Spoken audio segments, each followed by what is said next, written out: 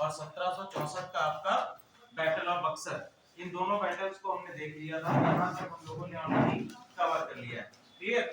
अब देखो battle of Buxar के और बैटल ऑफ प्लासी के रिलेशन में एक क्वेश्चन आपका बनता है कि दोनों में से कौन सा सर्वाधिक निर्णायक युद्ध था? ये सर बक्सर। ठीक है, तो हम सर्वाधिक निर्णायक युद्ध कौन सा था? तो ये आपका क्या आंसर होगा इसका कि बैटल ऑफ बक्सर जो था it was the most decisive battle. ठीक है, ये क्या था? सर्वाधिक निर्णायक आपका युद्ध था in comparison to battle of Plassey. ठीक है, अगर हम बैटल ऑफ प्लासी की बात करें तो वास्तविकता में ये बैटल था भी नहीं। क्लियर है? और बक्सर के युद्ध के बाद हम ये देखेंगे, बक्सर के युद्ध के बाद बंगाल, बिहार और उड़ीसा, इन तीनों ही जगहों की क्या मिल जाती है अंग्रेजों को? दीवानी राइट्स मिल जाते हैं, दीवानी अधिकार मिल जाते हैं। दीवानी अधिकार मिल जाते हैं। दीवानी का अधिकार क्या है? ये आपका किस प्रकार का है? राजस्व वसूली का अधिकार, जिसको हम क्या कहते हैं? दीवानी राइट्स कहते हैं। यहां तक की पिक्चर हम लोगों को क्लियर हो गई। अब इसके बाद जो चीजें हम लोग पढ़ेंगे वो बेसिकली हम कहेंगे कि किस तरह से ब्रिटिशर्स ने साम्राज्यवादी विस्तार की नीतियों को अपनाया है। इसमें हम डिफरेंट आपके जो भी बंगाल के गवर्नर हुए हैं या फिर गवर्नर जनरल हुए हैं या वायसराय हुए हैं, गवर्नर जनरल ऑफ इंडिया हुए हैं, उनकी नीतियों को डिस्कस करेंगे। ठीक है, सबसे पहले हमारा आता है डुप्ले। डुप्ले क्या था भैया? डुप्ले एक फ्रांसीसी गवर्नर है। ठीक है, डुप्ले क्या है? एक फ्रांसीसी गवर्नर है। और सबसे पहले जो हम लोग आप लोग ब्रिटिशर्स में पढ़ते हैं बेलेजली की सहायक संधि। बेलेजली की सहायक संधि। अगर आपसे क्वेश्चन बनता है सहायक संधि के विषय में तो आप लोग क्या आंसर करते हो कि ये सहायक संधि किसके द्वारा दी गई थी? बेलेजली के द्वारा दी गई थी। लेकिन सबसे पहले अगर हम देखें कि इस सहायक संधि का जो आइडिया है वो किसके द्वारा दिया गया था? डुप्ले के द्वारा दिया गया था। और ये आप लोग देखेंगे भी जब एंग्लो फ्रेंच वॉर होगा और वहां पर आपका आएगा रॉबर्ट क्लाइव आएगा, तो रॉबर्ट क्लाइव ने सबसे पहले सहायक संधि का प्रयोग किया। ठीक है, रॉबर्ट क्लाइव ने सबसे पहले सहायक संधि का उपयोग किया है दक्षिण भारत के कर्नाटक के क्षेत्र में। क्लियर है? अब इसमें एक लिखिए पॉइंट, दो हम लोग चीजें देखते हैं ब्रिटिश साम्राज्यवादी नीतियों के अंतर्गत। पहली तो आपकी हो गई बेलेजली की सहायक संधि और दूसरी आपकी हो गई डलहौजी की हड़प नीति, या जिसको हम लोग इंग्लिश में कहते हैं डॉक्ट्रिन ऑफ लैप्स। ठीक है, क्या कहते हैं? डॉक्ट्रिन ऑफ लैप्स कहते हैं।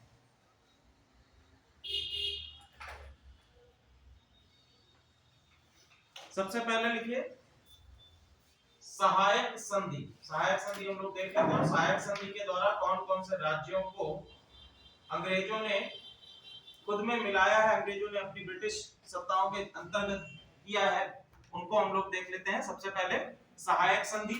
सहायक संधि का विचार या हम लोग कहेंगे केवल आइडिया किसके द्वारा दिया गया है? डुप्ले के द्वारा दिया गया है। ठीक है, इसके बाद लिखिए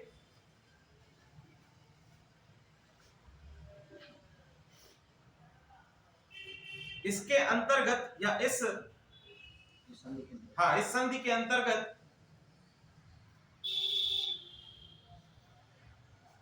सेना रखना,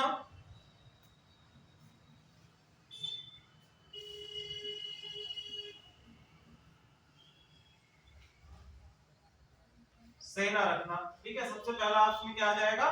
क्लॉज सेना रखना। और सेना के अंतर्गत क्या है कि भारतीय सैनिकों को सेना में भर्ती, ये प्रावधान कर दिया गया कि हम क्या करेंगे, भारतीय सैनिकों को या भारतीय पीपल्स को, भारतीय जो नागरिक हैं उनको भी ब्रिटिश सेना में क्या किया जाएगा, भर्ती किया जाएगा। दूसरा चीज लिखिए,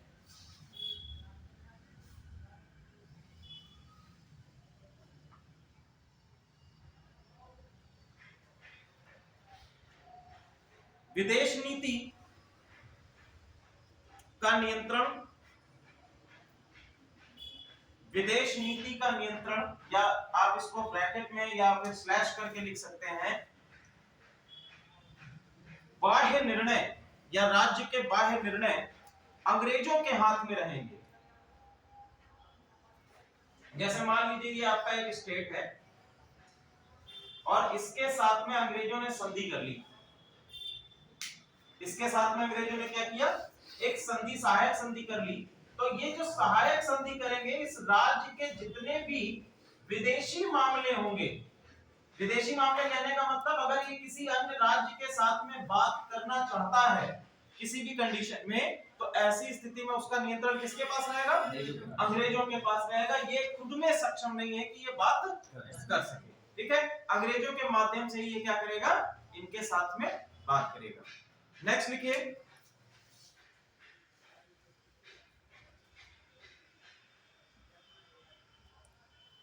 अंग्रेजों के सभी शत्रु, अंग्रेजों के सभी शत्रु राजा के भी शत्रु होंगे।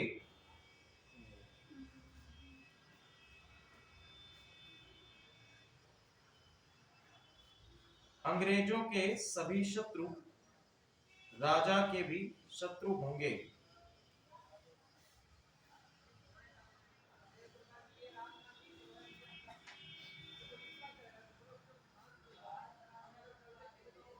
ठीक है, तो जितने भी आपके शत्रु होंगे वो किसके भी शत्रु होंगे, राजा के भी। अब यहाँ पर ये मान लीजिए यहाँ पर एक राजा बैठा हुआ है, शासक है, इसने सहायक संधि को स्वीकार कर लिया, तो अंग्रेजों का कोई भी अगर वॉर होगा या कोई भी युद्ध किसी अन्य स्टेट के साथ में होगा, तो इसको अपनी सैन्य सहायता अंग्रेजों को प्रदान करनी होगी, सैन्य सहायता भी इनको प्रदान करेगा और साथ ही साथ उनका शत्रु भी इनका शत्रु माना जाएगा। क्लियर है?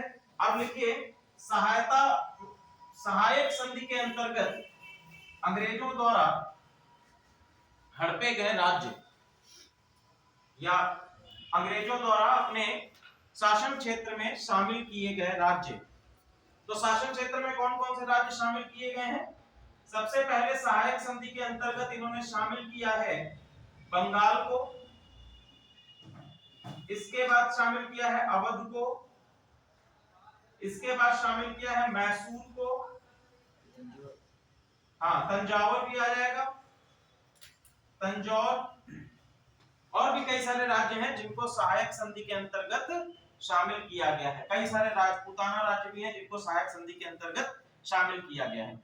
अगर आपसे क्वेश्चन बनता है कि सहायक संधि कौन सा ब्रिटिश गवर्नर भारत में लेकर आया है, तो आपका आंसर क्या होगा? लॉर्ड वेलेस्ली इसको लेकर आया है। विचार के संदर्भ में यदि कोई क्वेश्चन आता है तो विचार के संबंध में ये डुप्ले का विचार था। सबसे पहले किस अंग्रेज के द्वारा सहायक संधि का उपयोग किया गया है? तो वो रॉबर्ट क्लाइव के द्वारा किया गया। कहां पर? दक्षिण के कर्नाटक क्षेत्र में। क्लियर है यहां तक? चलिए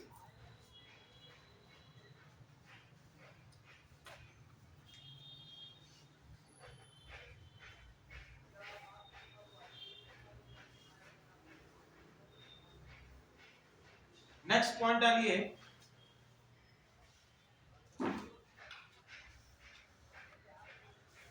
इसमें और राज्य जोड़ लीजिए, हैदराबाद भी, हैदराबाद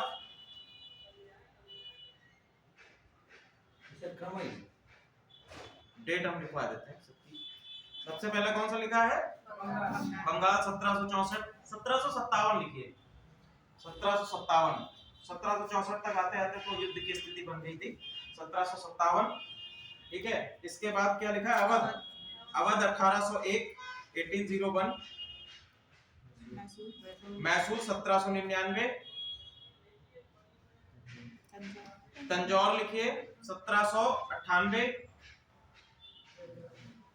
हैदराबाद 1798, मराठा, मराठा या मराठा को ब्रैकेट में करके पेशवा स्लैश करके पेशवा, मराठा या पेशवा 1802 1802, सिंधिया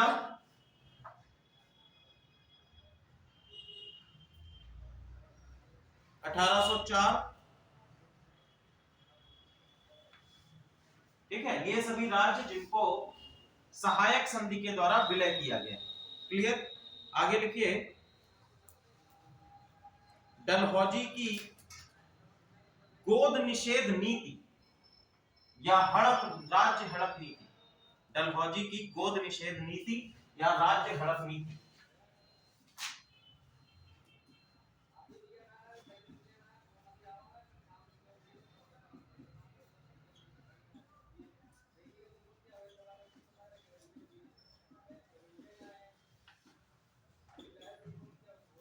राज्य हड़प नीति। देखिए इसमें क्लॉज तो बहुत सारे इसमें बताया अंग्रेजों ने कि ऐसा क्लॉज है वैसा क्लॉज है। आप लोग सिंपल समझिए कि इसमें किसी भी उत्तराधिकारी ना होने की स्थिति में, यदि किसी राज्य का कोई उत्तराधिकारी नहीं होगा तो ऐसी स्थिति में उस राज्य को अंग्रेजों के द्वारा क्या कर लिया जाएगा? हड़प कर लिया जाएगा। ठीक है, क्या होगा? उत्तराधिकारी ना होने की स्थिति में, उत्तराधिकारी ना होने की स्थिति में अब यहाँ पे अंग्रेज क्या करते हैं कि ऑप्शंस देते हैं। क्या ऑप्शंस दे रहे हैं कि अगर आपका कोई उत्तराधिकारी नहीं है तो आप अपने राज्य को क्या करेंगे? या तो आप अंग्रेजों की अधीनता स्वीकार लीजिए, या तो क्या करें आप?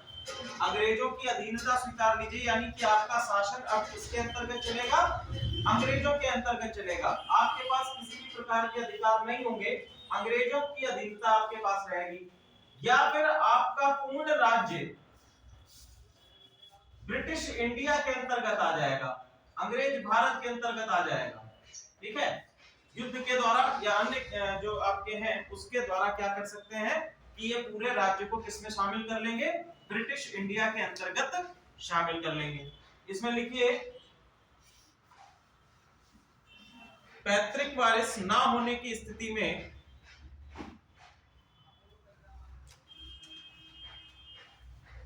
पैतृक वारिस ना होने की स्थिति में सर्वोच्च सत्ता या राज्य का अधिग्रहण, सर्वोच्च सत्ता अंग्रेजों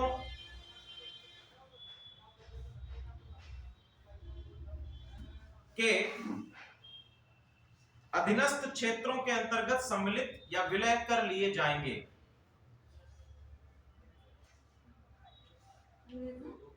अंग्रेजों के अधीनस्थ क्षेत्रों के अंतर्गत, अधीनस्थ क्षेत्रों के अंतर्गत विलय कर लिए जाएंगे, विलय कर लिए जाएंगे।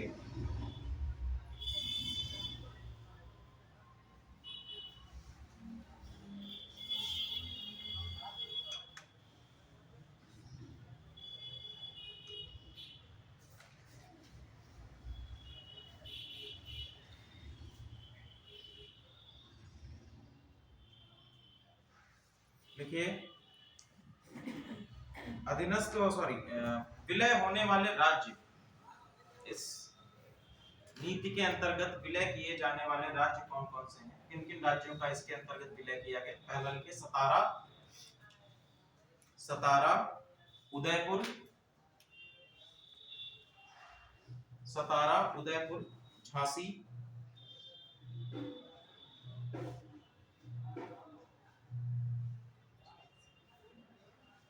झांसी।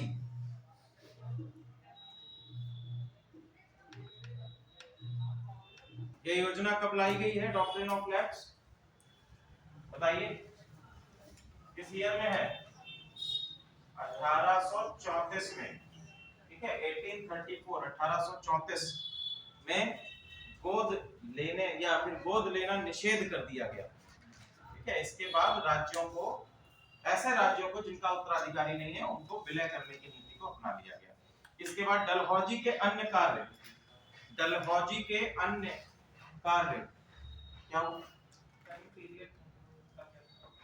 टाइम पीरियड 1857 तक ये चला। फिर 1858 में डलहौजी ने इसको लेकर तो आ गया, लेकिन ये प्रथा इसके बाद भी चलती रही, लगभग ये आपकी 1857 तक चली। ठीक है, 1858 में जब कंपनी, बेसिकली हम यहाँ पर ब्रिटिश भी नहीं कह सकते हैं, यहाँ पर हम कंपनी का शासन, साम्राज्यवादी या कंपनी, ये जो आपके राज्य अधिग्रहण किए जा रहे हैं यहाँ पर ये कंपनी के द्वारा ही अभी तक किए जा रहे हैं। हमने आप लोगों ने पढ़ा भी होगा कि 1773 से लेकर 1857 तक का जो टाइम है इसको हम लोग कंपनी शासन बोलते हैं। ठीक है, कंपनी शासन बोलते हैं। तो यहाँ पर जो भी अधिग्रहण क्षेत्र है वो कंपनी के अंतर्गत होते हैं। तो डलहौजी ये नीति तो लेकर आ गया। अब जैसे अगर आप बात करें तो आपकी जो स्थायी बंदोबस्त की नीति है, तो स्थायी बंदोबस्त की नीति आपकी कब आई है? 1798 के आसपास, 1798 में आई है। लेकिन वो कब तक चलेगी वो आप देखेंगे तो 1947 तक आपकी स्थायी बंदोबस्त की नीति चल रही है। तो ये जरूरी थोड़े ना है कि अगर ये लेकर आया है तो ये जब तक रहेगा तभी तक रहेगा। ठीक है, नीति तो लेकर आ गया लेकिन इसके बाद भी ये नीति चलती रहेगी। क्लियर है? चलिए आगे हम लोग बढ़ते हैं। डलहौजी के द्वारा किए गए अन्य कार्य, अन्य क्या क्या डलहौजी ने कार्य किए हैं? देखो डलहौजी ने और भी कई सारे भारत के लिए अच्छे कार्य भी किए हैं। ठीक है, उनको भी देखते हैं। लिखिए, सबसे पहला शिक्षा संबंधी सुधार,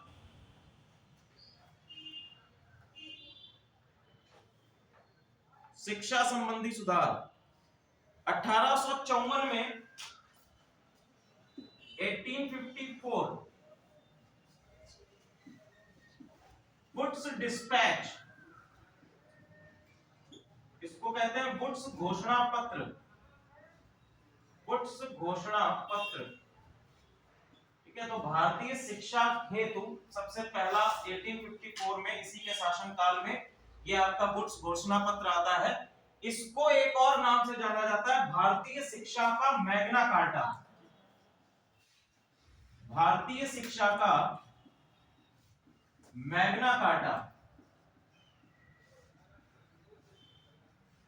तो क्वेश्चन अगर बनता है कि कौन से या फिर किस घोषणा पत्र को भारतीय शिक्षा का मैग्ना कार्टा कहा जाता है, वुड्स डिस्पैच 1854 में जो आया था उसको भारतीय शिक्षा का मैग्ना कार्टा कहा जाता है। इसमें लिख लीजिए,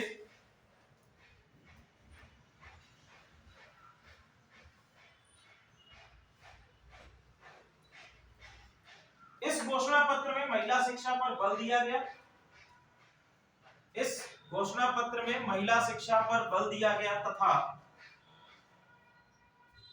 लंदन विश्वविद्यालय,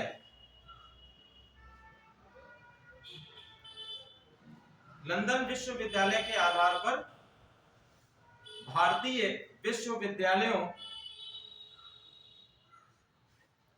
की संस्तुति प्रदान की गई।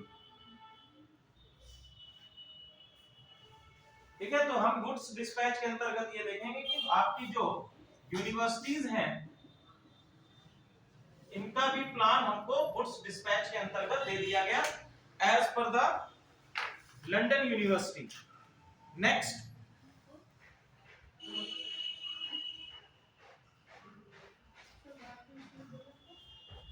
लंदन यूनिवर्सिटी की लंदन विश्वविद्यालय के आधार पर भारतीय विश्वविद्यालय की संस्तुति प्रदान की गई। नेक्स्ट लिखिए, 1853 1853 प्रथम रेलवे लाइन कहां से कहां तक चलाई गई है? ठीक है, मुंबई से ठाणे तक आपका प्रथम रेलवे लाइन इन्हीं के शासनकाल में चलाई गई है। 1852 1852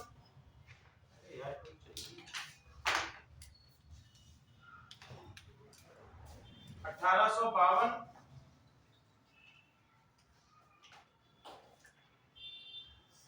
प्रथम तार या इसको कह रहे हैं Telegram, Telegram line 1852 Telegram line इन्हीं के शासनकाल में लाई गई। या तार विभाग आप इसको लिख लीजिए, पहला तार विभाग, तार विभाग 1854 में ही, 1854 में ही प्रथम पोस्ट ऑफिस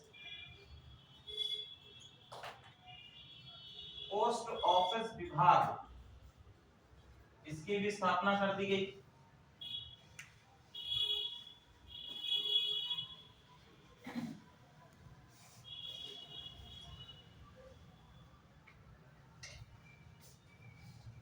पोस्ट ऑफिस विभाग की स्थापना कर दी गई।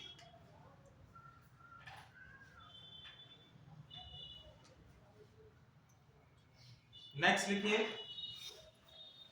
सार्वजनिक निर्माण विभाग, सार्वजनिक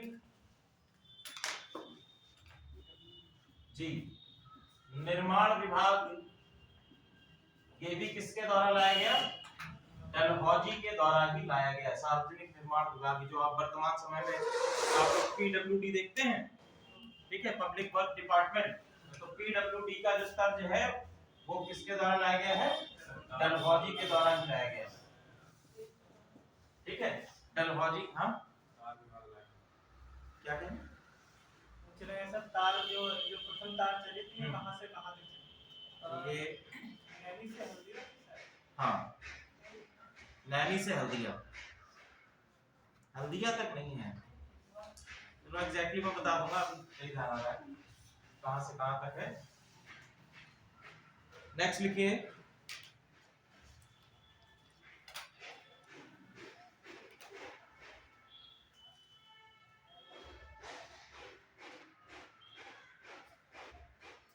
ब्रिटिश आर्थिक नीतियां, अगला टॉपिक डालिए, ब्रिटिश आर्थिक नीतियां।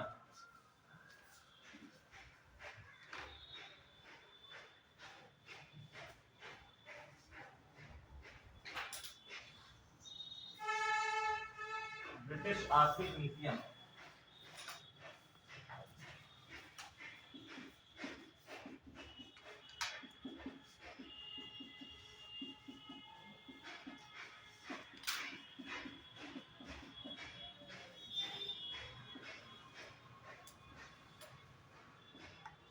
इसमें सबसे पहला जो आ जाएगा वो है आपका उपनिवेशवाद के चरण,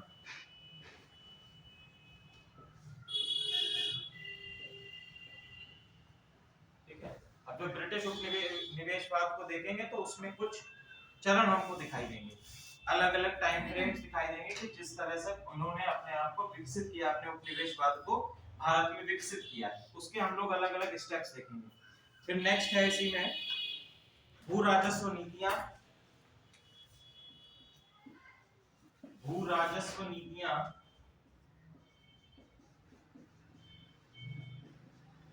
आर्थिक नीतियों के अंतर्गत ही दूसरा आपका आएगा भू राजस्व नीतियां। फिर लिखिए कृषि का वाणिज्यीकरण, कृषि का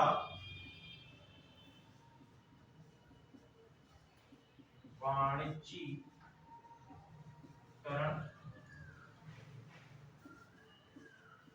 औद्योगिक नीति,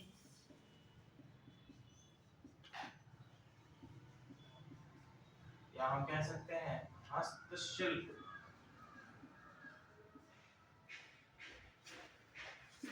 नीति, ठीक है। फिर आपका आ जाएगा रेलवे, रेलवे का विकास,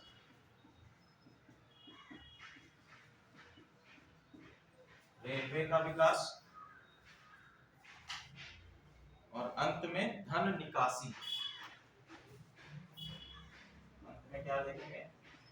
धन निकासी, ठीक। अब देखो यहां से हम लोग धीरे धीरे कैसे किस प्रकार से उपनिवेशवाद के अंतर्गत इन्होंने, उपनिवेशवाद के चरणों में सबसे पहला चरण आता है व्यापारिक उपनिवेशवाद, ठीक है। सबसे पहला चरण हमको क्या मिलेगा? व्यापारिक उपनिवेशवाद। व्यापारिक उपनिवेशवाद कब से कब तक है? 1757 से 1757 से लेकर 1813 तक 1813 तक हमने क्या देखा, ये आपका व्यापारिक उपनिवेशवाद है। 1813 के जो आपका एक्ट है, अधिनियम है, उसके अंतर्गत क्या बात कही गई थी? 1813 के अधिनियम की क्या खासियत है?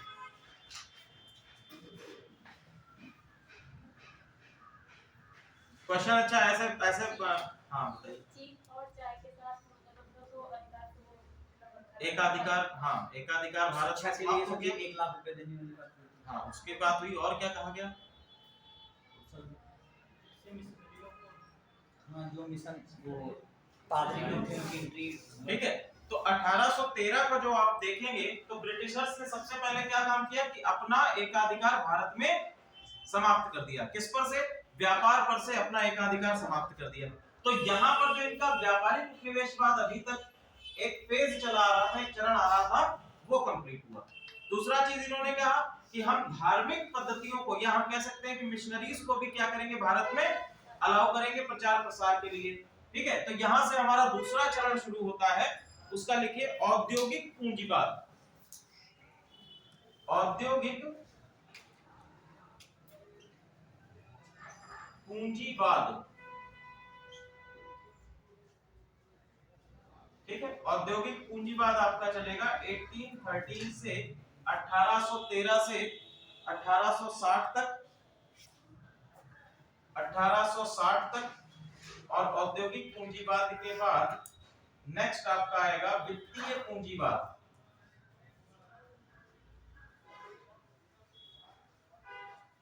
वित्तीय पूंजीवाद 1860 से लेकर 1947 तक आपका वित्तीय पूंजीवाद आ गया। ये तीन जो है आपके उपनिवेशवाद के चरण है भारत में अंग्रेजों। ठीक है, अलग अलग चरणों में आप अलग अलग चीज देखेंगे। अब देखो 1789 में क्या हुआ, विदेश, जब आप लोग वर्ल्ड हिस्ट्री पढ़ेंगे तो वर्ल्ड हिस्ट्री में 1789 में आप देखेंगे यहाँ पर फ्रांसीसी क्रांति होगी। ठीक है, क्या होगा? फ्रांसीसी क्रांति होगी। और फ्रांसीसी क्रांति के बाद एक पीरियड आता है जिसको हम लोग पुनर्जागरण या रेनेसांस पीरियड बोलते हैं, फिर से पुनः। और इसी में आप देखेंगे कि सबसे बड़ी जो चीज आती है वो आती है आपकी औद्योगिक क्रांति। कहां पर? यूरोप में। हालांकि औद्योगिक क्रांति जो है फ्रांसीसी क्रांति से काफी पहले आ चुकी थी, लेकिन फिर भी फ्रांसीसी क्रांति ने जागरूक किसके लिए किया? अधिकारों के लिए। ठीक है, किसके लिए? अधिकारों के लिए जागरूक किया। दूसरी चीज ये होती है कि फ्रांसीसी क्रांति के बाद जो भारत में फ्रांस का वर्चस्व था वो पूरी तरह से समाप्त होने की कगार पर आ गया। क्लियर? तो अंग्रेजों ने इस पर्टिकुलर सिचुएशन का फायदा उठाते हुए कच्चे माल को, जो पहले क्या कर रहे थे कि परिष्कृत किया हुआ माल, कच्चा माल कहां से ले रहे थे? अभी भी कच्चा माल ये कहां से ले रहे थे? यूरोप से ही ले रहे थे। इस टाइम पीरियड तक, लगभग 1800 के टाइम पीरियड तक क्या कर रहे थे कि कच्चा माल कहां से ले रहे थे? यूरोप से ही ले रहे थे। और वहीं से आपका परिष्कृत माल तैयार करके व्यापारिक कोठियों में भारत भेज रहे थे। अभी तक ये चीजें चल रही थी। अब इन्होंने कहा कि ऐसा हम नहीं करेंगे। अब इन्होंने कहा कि भैया कि हम यहां पर जो हमारी फैक्ट्री है यूरोप में, उसके लिए कच्चा माल हम कहां से उठाएंगे?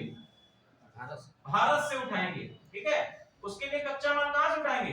भारत से उठाएंगे। और यहां से परिष्कृत किया हुआ माल कहां भेज देंगे? भारत में भेज देंगे, इसी कच्चे माल को।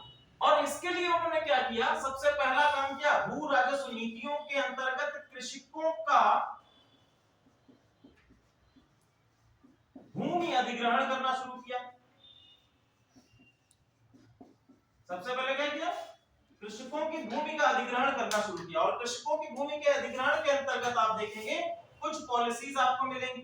पहली आपकी पॉलिसी कौन सी मिलेगी? रैयतवाड़ी व्यवस्था मिलेगी। कौन सी व्यवस्था है? रैयतवाड़ी व्यवस्था है। दूसरा हमने देखा कि अब आ जाएगी महलवाड़ी व्यवस्था। और महलवाड़ी व्यवस्था के बाद हम देखेंगे कि रैयतवाड़ी, महलवाड़ी, इन सब से काम नहीं चल रहा था, तो और मुनाफा कमाने के लिए इन्होंने क्या किया?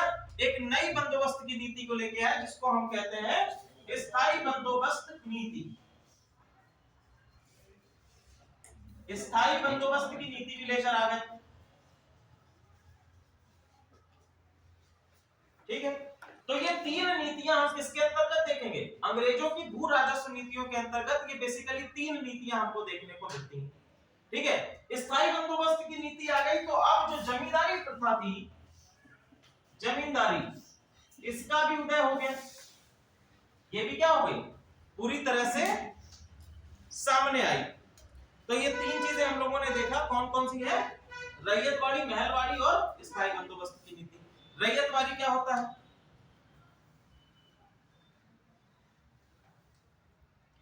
रैयतवाड़ी क्या होता है? बताओ सुनिए।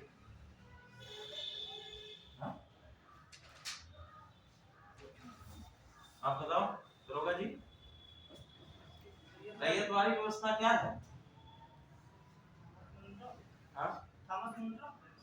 थॉमस मुनरो की है, लेकिन है क्या? थॉमस मुनरो की है रैयतवाड़ी व्यवस्था। इसके अंतर्गत क्या होता है? तो मुख्य गांव का मुख्य होता है जो क्या बोलते हैं? देखो, सबसे पहली रैयतवाड़ी के अंतर्गत हम देखेंगे कि ये किसके द्वारा लाई गई थी? थॉमस मुनरो के द्वारा।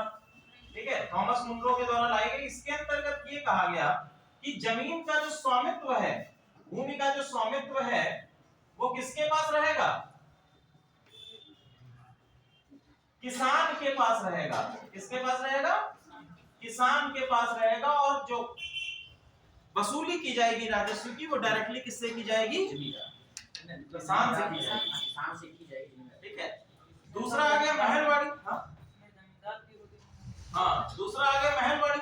तो महलवाड़ी में इन्होंने क्या किया कि क्लस्टर ऑफ विलेज बना दिए, कि कई सारे विलेज का एक क्लस्टर बना दिया और बोल दिया कि भैया ये क्या होगा, इसको आज से हम लोग महल कहेंगे। एक महल मतलब कई सारे, ठीक है, कई सारे गांव। और इनसे जो जमींदार है उसकी जिम्मेदारी रहेगी कि आप भूमि से राजस्व वसूलिए। डिफरेंस ये आता है कि भूमि का स्वामित्व जो है यहाँ पर किसान के पास नहीं होता है। ठीक है, महलवाड़ी व्यवस्था में भूमि का स्वामित्व जो है वो किसान के पास नहीं होगा, किसान के अधीन नहीं है। ठीक है, किसान के अधीन भूमि का स्वामित्व नहीं रहेगा किसमें? महलवाड़ी व्यवस्था में। फिर आ गया आपका स्थायी बंदोबस्त की नीति। स्थायी बंदोबस्त की नीति के अंतर्गत सभी क्षेत्रों के लिए क्या कर दिया गया?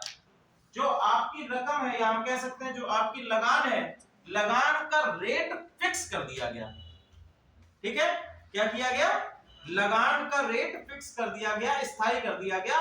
फसल हो अथवा ना हो, या किसी भी कंडीशन में आपसे जितना लगान आपको फिक्स किया गया है उतना लगान आपको देना ही होगा। ठीक है, इसी के अंतर्गत एक और व्यवस्था आती है स्थायी बंदोबस्त की नीति के अंतर्गत ही।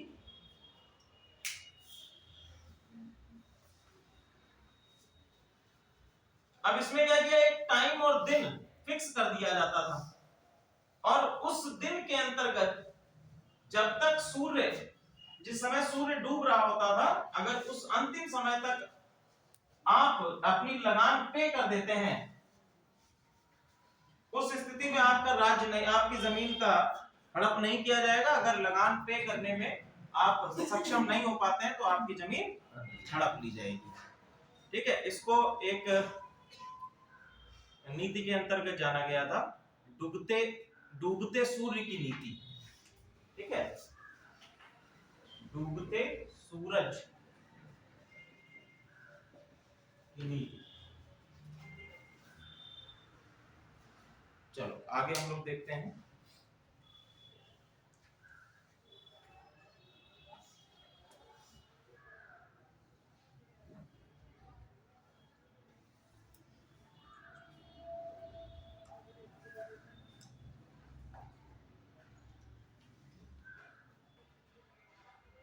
देखिए 1813, अगला पॉइंट बनाकर लिखिए। 1813 के अधिनियम, 1813 के अधिनियम के अंतर्गत EIC east India company, EIC east India company का व्यापारिक एकाधिकार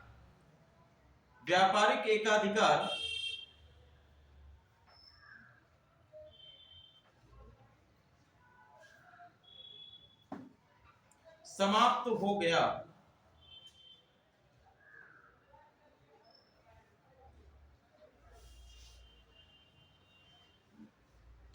व्यापारिक एकाधिकार समाप्त हो गया। अब देखो, मैंने आपको जैसे बताया कि व्यापारिक एकाधिकार 1813 में समाप्त हो गया। ऐसा किया क्यों गया? हमने कहा कि औद्योगिक क्रांति हुई है। औद्योगिक क्रांति के लिए क्या होगा? औद्योगिक क्रांति के अंतर्गत सबसे पहली चीज क्या होगी? उद्योगों का विकास होगा। ठीक है, उद्योगों का विकास होगा, यानी कि और फैक्ट्रीज लगाएंगी, और फैक्ट्रीज लगाई जाएंगी तो उत्पादन अधिक होगा, और अधिक उत्पादन करने के लिए किसकी आवश्यकता होगी? सप्लाई नहीं, मान लीजिए प्रोडक्शन हमें करना है, कोई चीज बनानी है, तो उस चीज को बनाने के लिए क्या आवश्यकता होगी? कच्चा माल या रॉ मटेरियल की आवश्यकता होगी। और रॉ मटेरियल केवल एक कंपनी यूरोप तक पहुंचा सकती थी। अभी तक क्या था कि व्यापार पर किसका एकाधिकार था? ईस्ट इंडिया कंपनी का एकाधिकार था। लेकिन औद्योगिक क्रांति के अंतर्गत यूरोप में कई सारे उद्योग खुल गए। या हम केवल ब्रिटेन की बात करें तो ब्रिटेन में कई सारे उद्योग, नई फैक्ट्रीज उत्पादन कर रही हैं। अब ऐसी स्थिति में जब उत्पादन बढ़ रहा है तो उत्पादन के लिए आवश्यकता होगी कच्चे माल की, और अभी तक केवल एक कंपनी काम कर रही है, और वो कंपनी भारत में अन्य राजनीतिक मामलों में भी फंसी हुई है। तो ऐसी स्थिति में कच्चा माल केवल और केवल एक ही कंपनी नहीं दे सकती। तो इन्होंने कहा कि ब्रिटेन की सभी कंपनियां क्या कर सकती हैं? अब भारत में व्यापार कर सकती हैं। भारत में व्यापार कर सकती हैं, यानी कि जो एकाधिकार था वो पूर्ण तरह से समाप्त कर दिया। अब कई सारी कंपनियां आएंगी तो सभी कंपनियां कच्चा माल लेकर कहां जाएंगी? यूरोप जाएंगी, और जो उनको चाहिए, कंपनियों को चाहिए, जो प्रोडक्शन यूनिट्स को चाहिए, वो उनको प्राप्त हो जाएगा। ठीक है, तो ये आपकी पहली हो गई कि भैया कच्चे माल की आवश्यकता के लिए 1813 में आपने क्या कर दिया? व्यापारिक एकाधिकार कंपनी का या ईस्ट इंडिया कंपनी का समाप्त कर दिया। ध्यान दीजिएगा, यहाँ पर कैच ये है कि कभी कभी आ जाता है कि भैया ब्रिटेन का एकाधिकार समाप्त कर दिया गया। व्यापारिक एकाधिकार ब्रिटेन का समाप्त किया गया नहीं, ईस्ट इंडिया। ठीक है, किसका समाप्त किया गया? ईस्ट इंडिया कंपनी का समाप्त किया गया। क्लियर है? ईस्ट इंडिया कंपनी का एकाधिकार समाप्त किया गया। इट मींस दैट कि आपकी ब्रिटेन की अन्य जितनी भी कंपनियां हैं वो सभी क्या कर सकती हैं? भारत में आकर व्यापार कर सकती हैं। क्लियर? चलिए आगे लिखिए।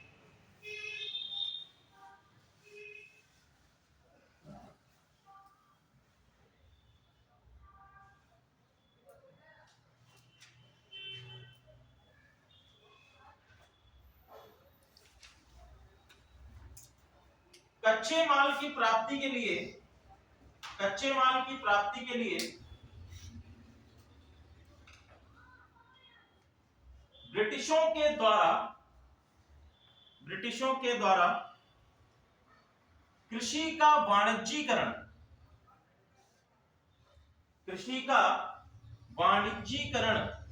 प्रारंभ किया गया। कृषि का वाणिज्यीकरण प्रारंभ किया गया। अब कृषि का वाणिज्यीकरण क्या है? देखिए, बहुत ही सिंपल अवधारणा, सिंपल आपके टॉपिक्स हैं, ये सिंपल आपके कंसेप्ट हैं। वाणिज्यीकरण क्या होता है कि भैया ऐसे उद्योग के लिए आवश्यकता कैसी चीजों की होगी? जैसे हम लोग अगर बात करें इस समय की, तो उस समय पर यूरोप में सबसे ज्यादा जिन चीजों की डिमांड थी वो क्या क्या चीजें हैं? पहली आपकी हो गई कपास, कॉटन की आवश्यकता बहुत पड़ रही थी। नया पॉलिस्टर या नए तरीके के कपड़े बनाने के लिए कॉटन की आवश्यकता पड़ रही थी। दूसरा आपका नील हो गया, तंबाकू हो गया, अफीम है, मसाले हैं, चाय का तो खैर नहीं छोड़ेंगे क्योंकि वो चीन के साथ में उनका ऑलरेडी चल रहा है, ठीक है। चाय का भारत में इतना नहीं आएगा। भारत के कुछ ही क्षेत्र हैं जहां पर चाय का उत्पादन किया जा रहा था, जैसे आपका असम का क्षेत्र है, दार्जिलिंग का क्षेत्र है और नीलगिरी का क्षेत्र है। यहाँ पर हम बेसिकली चाय का उत्पादन देखेंगे। चाय है, कॉफी है, और कॉफी का उत्पादन भी जो ब्रिटिशर्स हैं वो अफ्रीका से कर रहे थे। वहां पर आप जो है अफ्रीका में एक कंसेप्ट आता है गिरमिटिया मजदूर का, ठीक है। तो भारत से गिरमिटिया मजदूर ले जाए जाते थे अफ्रीका के क्षेत्रों में। अफ्रीका हो गया, मॉरिशस के क्षेत्र हो गए, यहाँ पर गिरमिटिया मजदूर लेकर जाए जाते थे। आगे देखो, तो यूरोपियंस ने क्या किया, अंग्रेजों ने क्या किया कि भारत में इन सभी चीजों की कृषि पर बल दिया, और ये सभी जो आपके प्रोडक्ट्स हैं, या हम कह सकते हैं ये सभी जो एग्रीकल्चरल प्रोडक्ट्स हैं, ये किस प्रकार के हैं, ये वाणिज्यिक हैं, ठीक है। जैसे हम लोग अगर कंपैरिजन करें, आपका हो गया गेहूं, चना, चावल, धान है, दालें हैं, तो ये सभी क्या है, ये सभी खाद्य सामग्रियां हैं, ठीक है। इनका उत्पादन किसके लिए किया जाता है, खाद्यान्न के लिए किया जाता है, ये खाद्यान्न की श्रेणी में आते हैं, ठीक है। और ये सभी किसके लिए, कि ये आप खा तो सकते हैं, कपास को खा सकते हैं, नहीं खा सकते हैं। आप नील खा सकते हैं, नहीं खा सकते, तो क्या करेंगे, इनका उत्पादन करेंगे, उत्पादन करके इनको बेच देंगे और उससे धन अर्जित करेंगे, क्लियर है। तो इन सभी कृषि को हम लोग बोलते हैं व्यापारिक कृषि या वाणिज्यिक कृषि बोलते हैं। तो सबसे नगदी फसलें जाएगा, झूठ आ जाएगा, नगदी फसलें बोलते हैं। तो जो खनिज वगैरह होते हैं वो किससे जाएंगे? खनिज बेटा कृषि में थोड़े ना आते हैं, अच्छा, खनिज कृषि में थोड़े ना आते हैं। खनन वैसे जो सेक्टर है आपका, खनन का जो सेक्टर है वो आता प्राइमरी सेक्टर में ही है, ठीक है, लेकिन वो कृषि के अंतर्गत नहीं आता, ठीक है। ये तो कृषि की केवल बात हो रही है, वो खनन की बात नहीं है, ठीक है। तो इन्होंने क्या किया, कृषि का वाणिज्यीकरण कर दिया। तो यहीं पर हम देखेंगे कि जैसे बिहार के क्षेत्र है, वहां पर जबरदस्ती क्या कराई जा रही थी, नील की, इंडिगो की खेती कराई जा रही थी, जिसमें एक सिस्टम चलता था। कौन सा सिस्टम चलता था, तिनकठिया सिस्टम,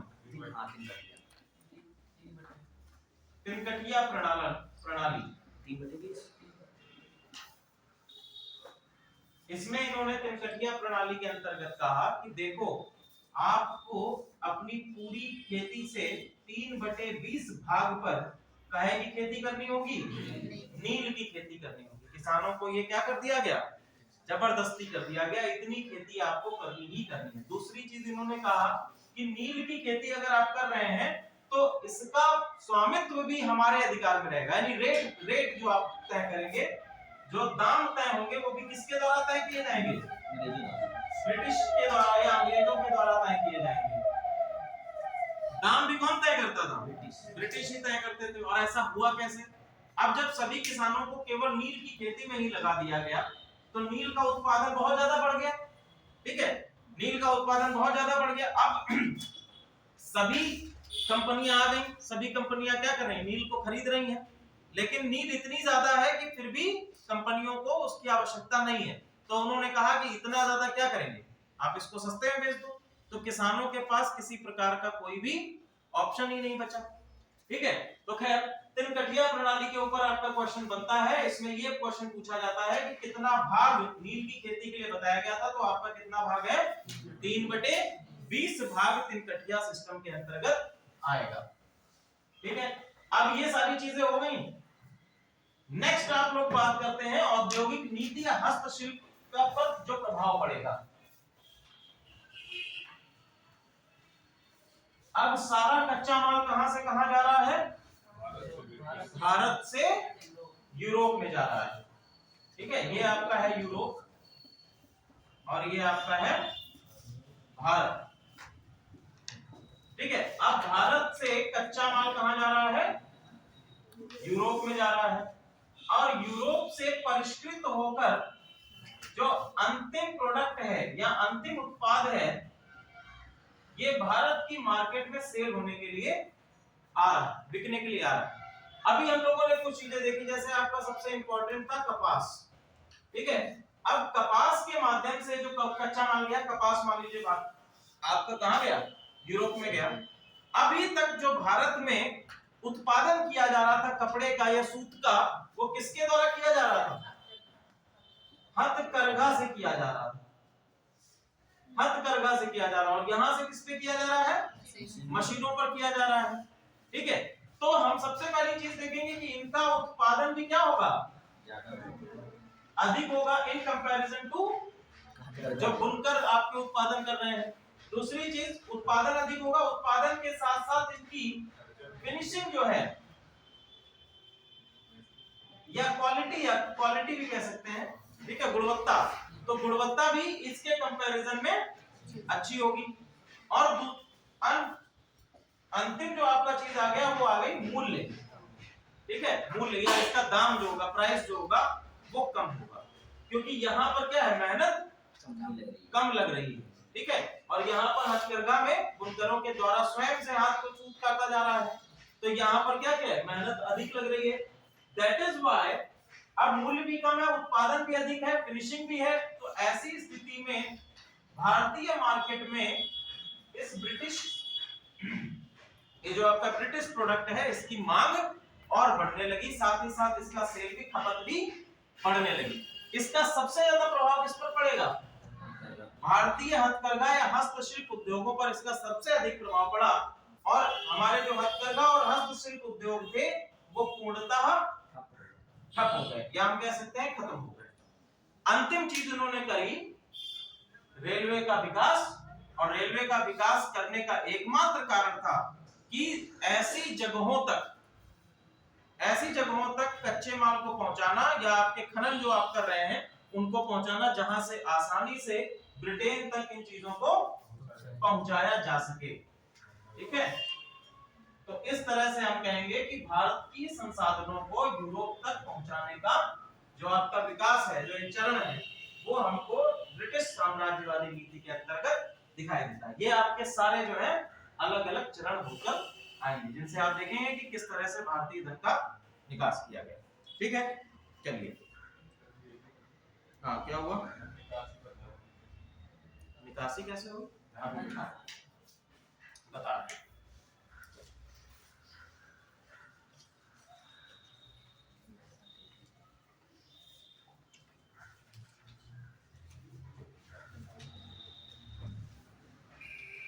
देखो, सबसे पहला ये कंसेप्ट समझो। मान लो ये ब्रिटिश व्यापारी है, ये चिंटू है और ये चिंटू है, ये एक ब्रिटिश व्यापारी है।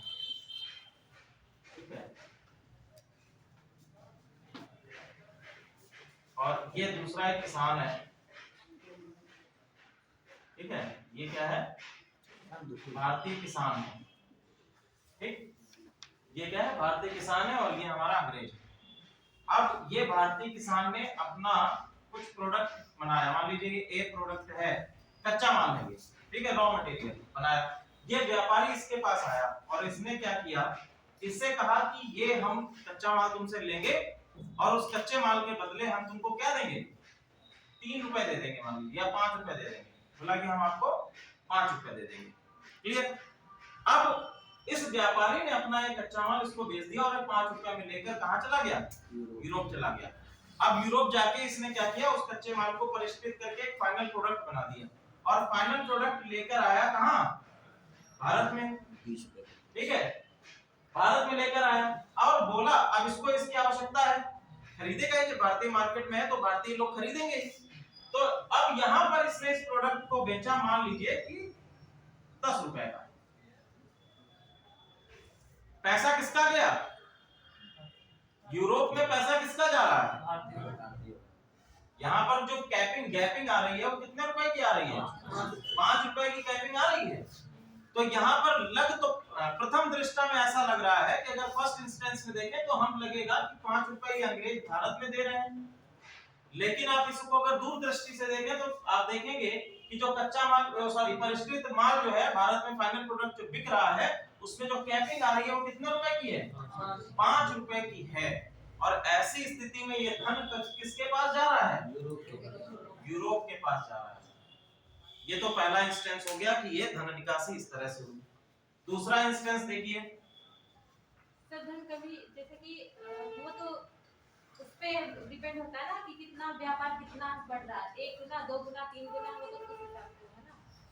व्यापार तो बेटा बढ़ ही रहा था। हाँ तो वही चीज है, तो इसमें ये कोई निश्चित तो है नहीं कि आधे रेट पे ही ऐसा अरे मतलब समझे, ये तो एक उदाहरण दे रहा हूँ, एक एग्जांपल है, जरूरी थोड़े ना 5 और 10 रुपए में बिक रहा है, ये कोई ऐसा नहीं है, एक एग्जांपल है, इसका कुछ भी हो सकता था। मान लीजिए x है, ठीक है, x रुपीस में बेच रहा है और y रुपीस में वो उसको खरीद रहा है, तो जितनी भी कैपिंग आ जाएगी उसमें 2-3 रुपया आ जाएगा। उस समय तो 5 रुपए बहुत हुआ करते थे।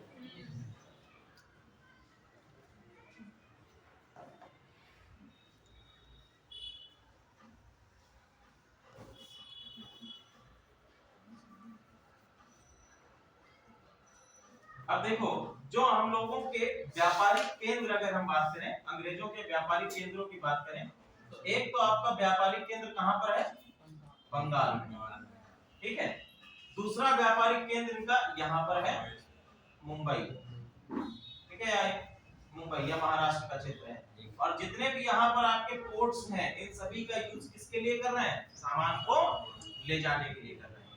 अब मान लीजिए कि जो हम लोगों ने बात करी कि रेलवे का विकास, रेलवे का विकास जो हुआ, तो रेलवे के विकास का मेन क्या है? प्रोडक्शन मान लीजिए उत्तर प्रदेश में हो रहा है। अब उस समय पर हवाई जहाज तो इन्वेंट नहीं हुए थे इतने अधिक मात्रा में, तो रेलवे के द्वारा ये माल कहां तक लाया जाता था? या तो मुंबई तक लाया जाता था, या तो ये बंगाल के क्षेत्रों में लाया जाता था। और इसके बाद जो है यहाँ से लोड होकर ये कहां जाता था? यूरोप में चला जाता था, ठीक है। अब मान लीजिए यहाँ पर जो आपकी खदानें हैं, कुद्रेमुख खदान और ये सारी खदानें जो हैं, ये आपकी सोने की खदानें यहाँ पर हैं। साथ ही साथ यहाँ पर हीरे और अन्य जो कीमती खनिज हैं, वो भी हमको यहीं से प्राप्त होते हैं, पठारी रीजन से, जो आपका हाँ कर्नाटक साइड में ये पूरा है, ये यहाँ पर हमको प्राप्त होता है। यहाँ से अगर खनन किया गया तो इसको हम कहाँ तक पहुँचाएंगे? या तो इस क्षेत्र तक पहुँचाएंगे, या तो बंगाल के क्षेत्र तक पहुँचाएंगे, या फिर आपका कर्नाटक का ये तमिलनाडु का रीजन है, यहाँ तक लेकर जाएंगे। और उसके लिए आवश्यकता किसकी होगी? रेलवे की आवश्यकता होगी। तभी तो आप देखते हैं कि यहाँ पर दार्जिलिंग में अंग्रेजों ने रेलवे बना रखी है, जिसको अभी भी यूनेस्को की वर्ल्ड हेरिटेज साइट में घोषित किया गया है, दार्जिलिंग रेलवे को। दूसरी आपकी हिमालयन रेलवे है, जो कहां से कहां तक है? कालका से शिमला तक है, ठीक है, कालका से शिमला तक है, ये भी आपकी यूनेस्को की वर्ल्ड हेरिटेज साइट में है। एक आपकी नीलगिरी रेलवे है, नीलगिरी रेलवे, ये भी आपकी क्या है? ये भी वर्ल्ड हेरिटेज साइट में आती है। ये सभी बनाई किस लिए गई? ताकि यहां से आसानी से माल को तटों तक ले जाया जाए, ठीक है।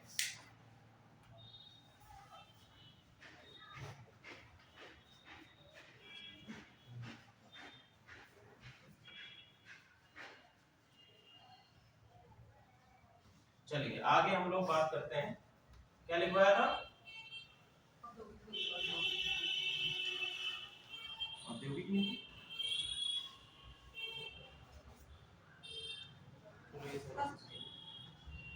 स्थायी बंदोबस्त भी हो गया।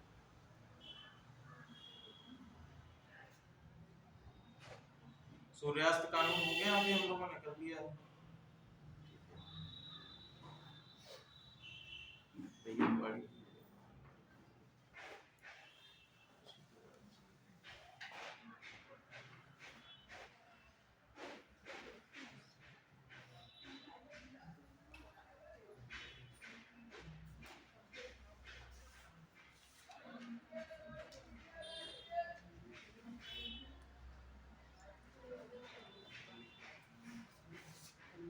लिखिए, आधुनिक उद्योगों का सीमित विकास, आधुनिक उद्योगों का सीमित विकास।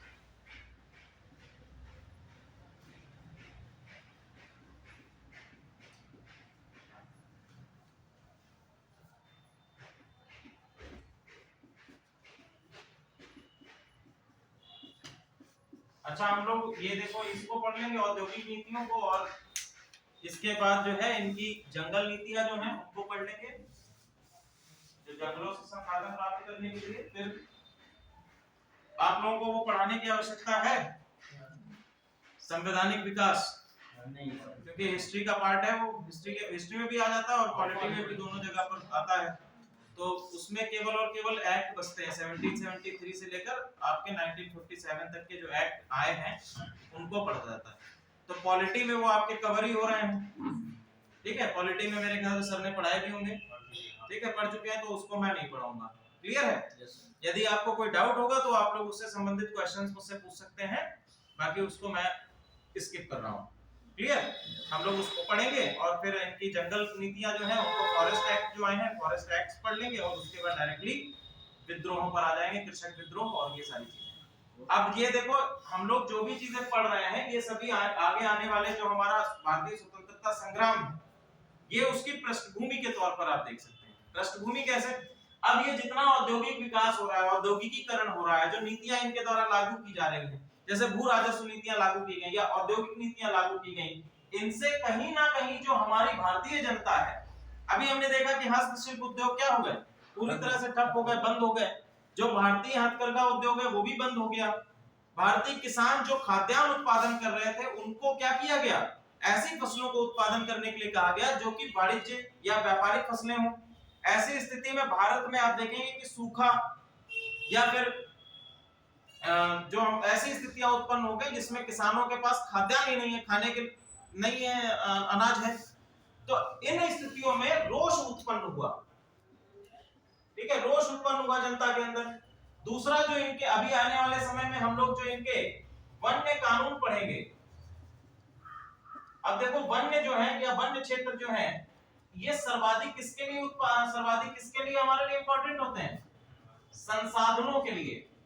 यहां से हमको क्या प्राप्त होता है?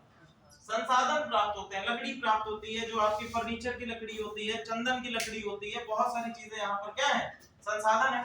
दूसरी चीज, इन वन्य क्षेत्रों में अभी भी भारतीय जन ऐसे रह रहे थे जो कि जनजाति थे,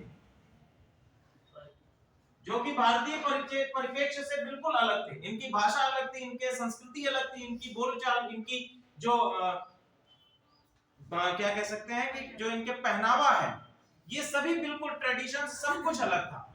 और ऐसी स्थिति में ये जनजातियां किसी भी बाहरी या किसी भी एक्सटर्नल फैक्टर्स कोई भी अगर आते हैं तो उनको क्या करते हैं, खत्म करने का वो रखते हैं, यानी कि किसी भी प्रकार का बाहरी हस्तक्षेप स्वीकार नहीं करते हैं। सिंपल अगर शब्दों में कहें कि किसी प्रकार का भारतीय बाहरी हस्तक्षेप स्वीकार नहीं करते हैं। आज के समय में भी आप देखेंगे तो जो आपके अंडमान के क्षेत्र में, या फिर अंडमान के क्षेत्र तो बहुत दूर हो गया, आप बेसिक या असम का ले लीजिए उदाहरण, या मणिपुर का उदाहरण ले लीजिए, वहां पर भी जो जनजातियां हैं वे भी बाहरी जो आपके हस्तक्षेप है उनको स्वीकार नहीं करती हैं। आप उनके ट्रेडिशंस को बदलने की कोशिश करेंगे, आप उनके पहनावे को बदलने की कोशिश करेंगे, तो ऐसी स्थिति में उनकी तरफ से आपको सही आंसर नहीं मिलेगा। क्लियर? तो जब वन्य क्षेत्रों में इन्होंने घुसने का प्रयास किया तो वहां की जो जनजातियां थी उनके द्वारा भी कई सारे विरोध किए गए, ठीक है। उनको भी हम लोग देखेंगे कौन कौन से विद्रोह हुए हैं, किन किन क्षेत्रों में हुए हैं। लिखिए, आधुनिक उद्योगों का सीमित विकास हम लोगों ने लिख लिया है। सबसे पहला, प्रथम चरण 1850 से 1914,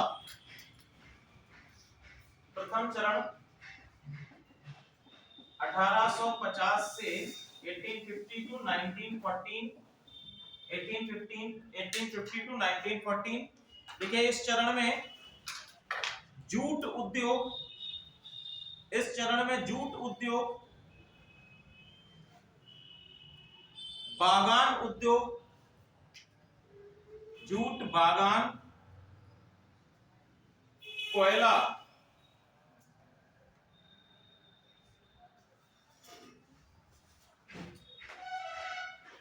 जूट, बागान, कोयला, चाय, कॉफी, रबड़, नील,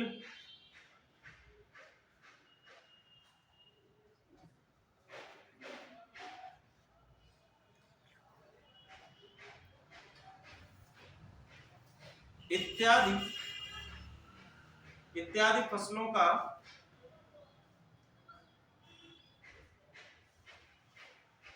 उत्पादन पर बल दिया गया, फसलों के उत्पादन पर बल दिया गया।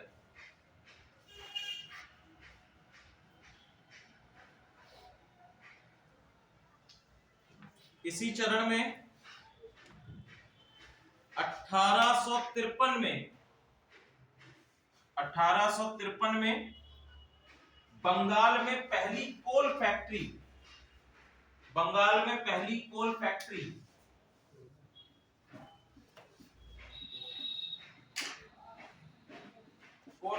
कहां पर है? बंगाल के क्षेत्र में, बंगाल में पहली कोल फैक्ट्री लगाई गई।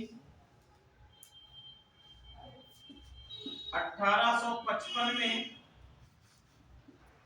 रिसड़ा के क्षेत्र में जॉर्ज ऑकलैंड के द्वारा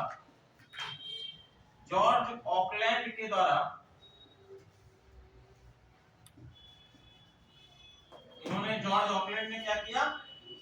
पहली जूट फैक्ट्री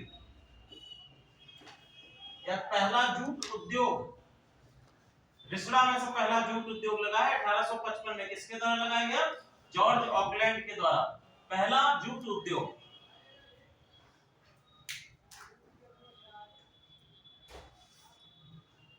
ये भी आपका कहां पर है? रिसड़ा कहां पर है? बंगाल में। हाँ, जॉर्ज ऑकलैंड।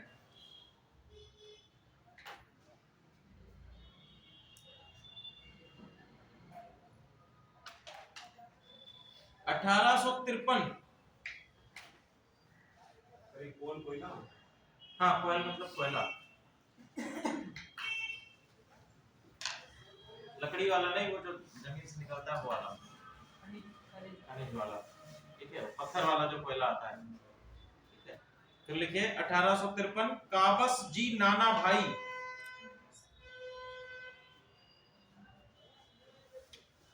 इसी के अंतर्गत है। 1853 में भरूच, कहां पर है भरूच? गुजरात में है। कौन है? काबस जी नाना भाई प्रथम सूत फैक्ट्री, सूत कारखाना, भारत का पहला सूत कारखाना। हाँ, काबस जी नाना भाई भड़ोच में या भरूच में।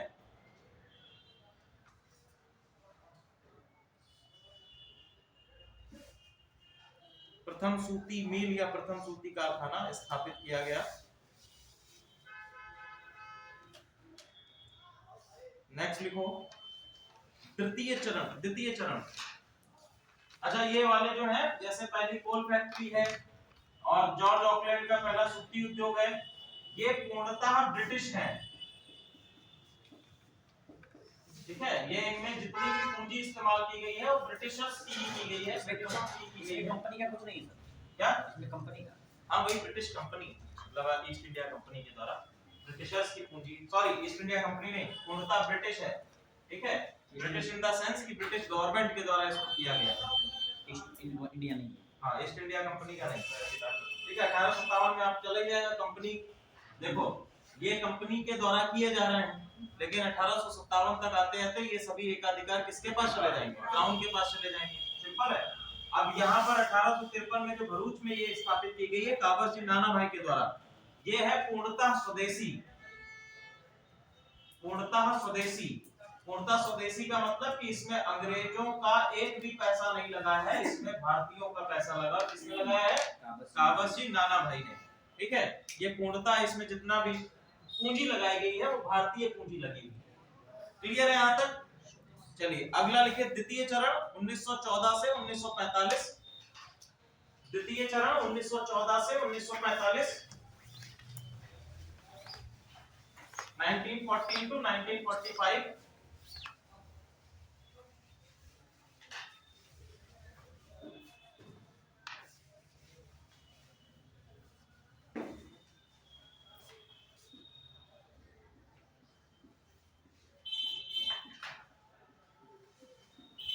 उन्नीस सौ 14 से 1945 द्वितीय चरण है आपका।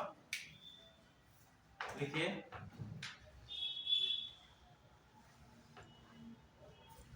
अब 1914 से 1945 का जो काल है, इसमें आप सबसे इंपॉर्टेंट चीज ये देखेंगे कि यहाँ पर एक वैश्विक स्तर पर एक घटना होगी, वो है आपका विश्व युद्ध। ठीक है, विश्व युद्ध। अब विश्व युद्ध, पहला विश्व युद्ध कब से कब तक है?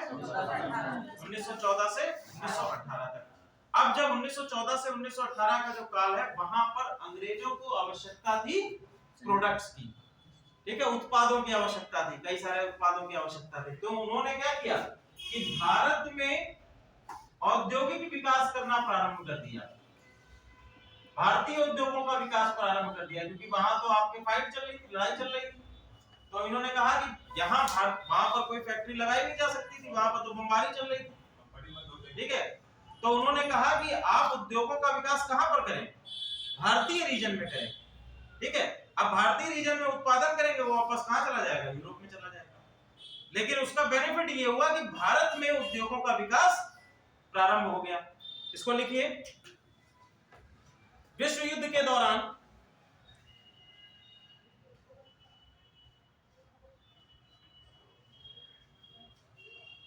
भारतीय उद्योगों का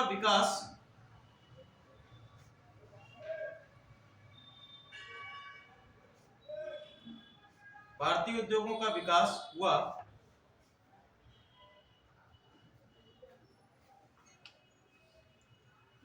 तथा भारतीय पूंजीपति वर्ग ने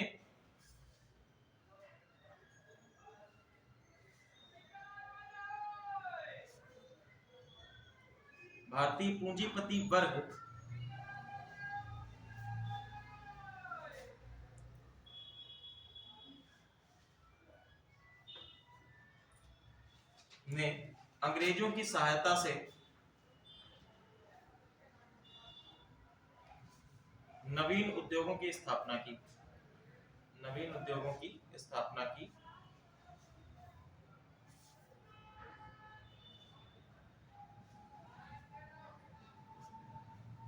इसमें दो आपके कुछ कमीशन है। पहला लिखिए हॉलैंड कमीशन। 1916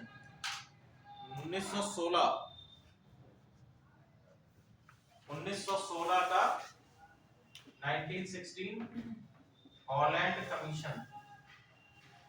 कमीशन आपके ये पहला है। एक और हॉलैंड कमीशन आएगा, हॉलैंड कमीशन प्रथम।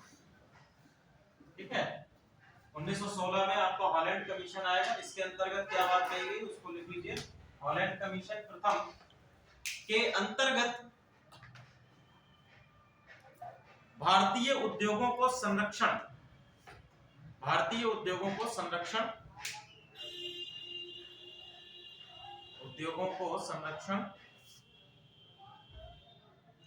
दूसरा 1921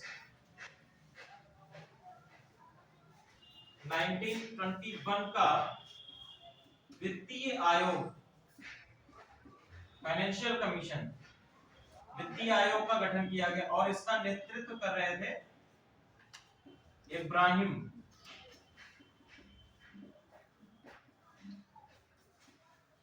1921 में वित्तीय आयोग का गठन किया गया, जिसका नेतृत्व इब्राहिम द्वारा किया गया है।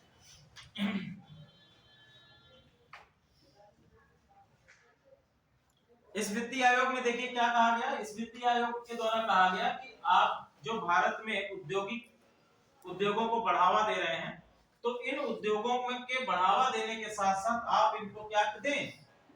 वित्तीय सहायता भी प्रदान करें। ताकि और उद्योगों को लगाया जा सके तथा प्रोडक्शन को बढ़ाया जा सके। तो वित्तीय सहायता प्रदान करने का जो सिफारिश आई है वो 1921 के वित्तीय आयोग इब्राहिम के नेतृत्व में उसमें आपकी आई। क्लियर? इसके बाद लिखिए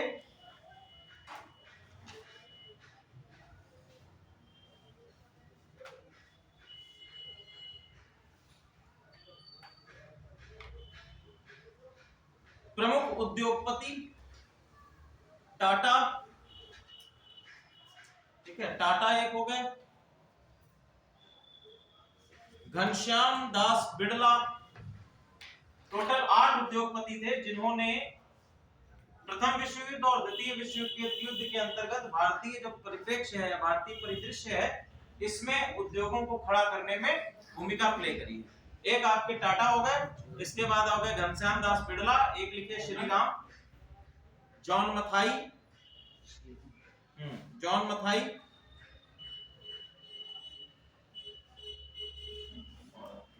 बस आदि लिखिए।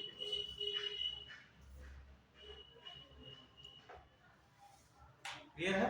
चलिए आज की क्लास में हम लोग इतना ही करेंगे। नेक्स्ट क्लास में कल हम लोग नेक्स्ट क्लास लेंगे इसी की, कल हम लोग हिस्ट्री की नेक्स्ट क्लास में जो हम लोगों के बाकी चीजें